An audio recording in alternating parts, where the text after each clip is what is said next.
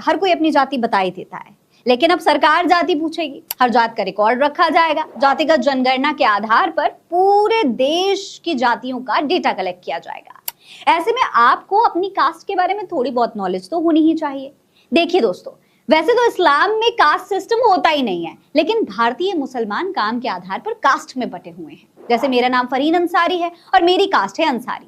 तो आज की इस वीडियो में मैं अपनी कास्ट का इतिहास और उससे जुड़ी कई बातों के बारे में आपको बताऊंगी, जैसे कि कौन होते हैं अंसारी, क्या है अंसारियों का इतिहास और भारत की राजनीति में अंसारी समुदाय की कितनी भागीदारी है। इन सब के बारे में डिटेल से बात होगी।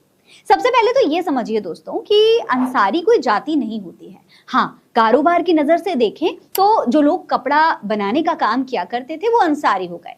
किसी समय में इन्हें बुनकर या जुलाहा भी कहा जाता था। हालांकि दोस्तों, अंसारी समुदाय की एक डोर सऊदी अरब से जुड़ी हुई देखी जाती है। कुछ लोग मानते हैं कि मदीना में जो अंसार कबीला था, जिन्होंने प्रॉफिट मोहम्मद की मदद की थी, उसी अंसार कबीले से ये अंसारी जाति जुड़ी हुई है। दोस्तों, अंसार का मतलब होता है मदद करने वाला या फिर साथ देने वाला। इसी अंसार कबीले ने हिजरत के दौरान पैगंबर मोहम्मद और उनके अनुयायियों को मक्का से मदीना आने पर शरण दी थी और उनकी मदद भी की थी।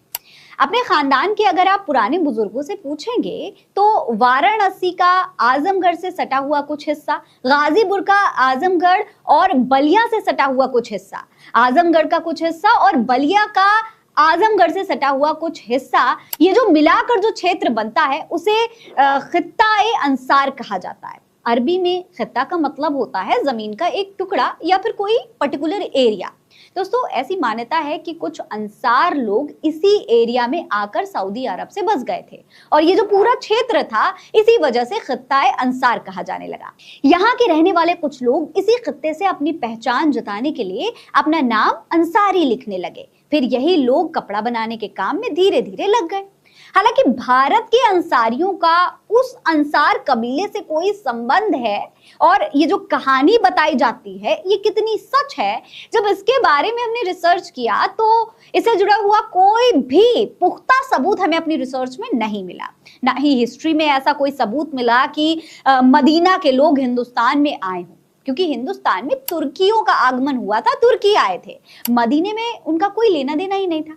ना ही अरब के लोग आए, वो भी सिर्फ सिंध तक आए थे और वहां से लौट गए थे। हाँ, लेकिन एक छोटा सा कनेक्शन